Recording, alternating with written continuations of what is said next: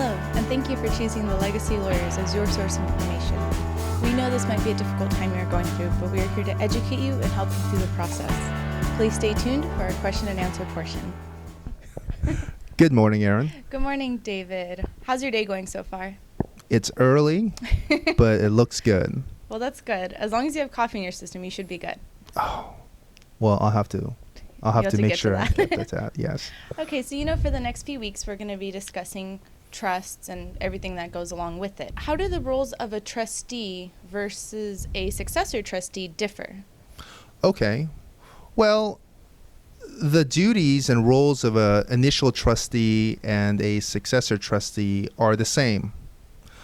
That is to administer the trust under the terms of the trust for the benefit of the beneficiaries in a prudent and reasonable and impartial manner.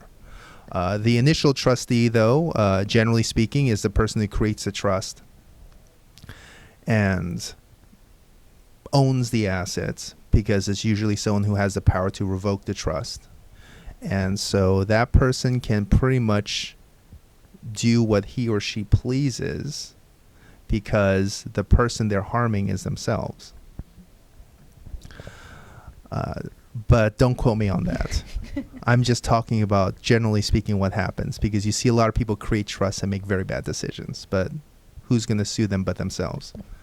So I guess the best way to look at a successor trustee is to look at it based on what circumstances create a successor trustee.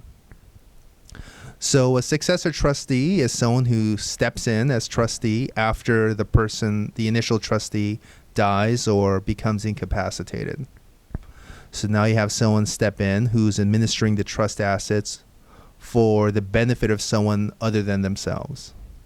So that successor trustee has to give notice to the persons who are interested in the trust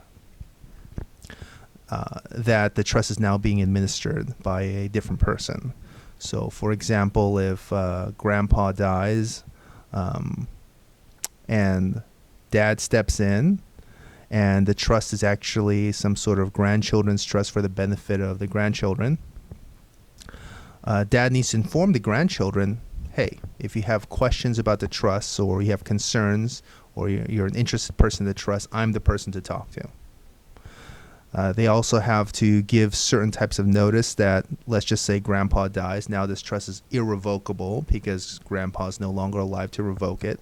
So they have to give the interested parties the proper notice that this trust is now an irrevocable trust, and that usually provides some sort of notice that the clock is now ticking, that this trust is out there. It's intended to be administered this way. Here's a copy of the trust, and if you have any objections or you feel that this trust was procured through some sort of bad action, you have a certain time period to contest the trust or to ask for my removal.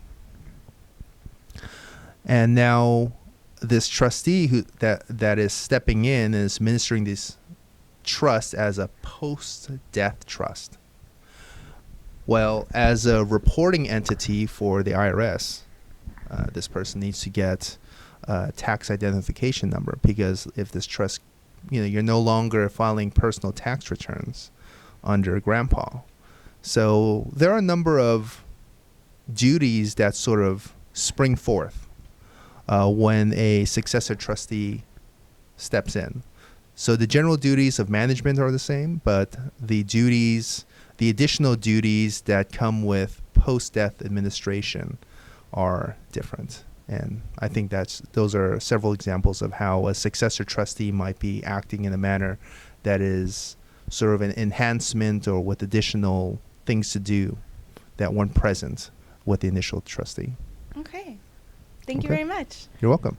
And if you guys have any additional questions, feel free to email us at smm@thelegacylawyers.com. Have a great day.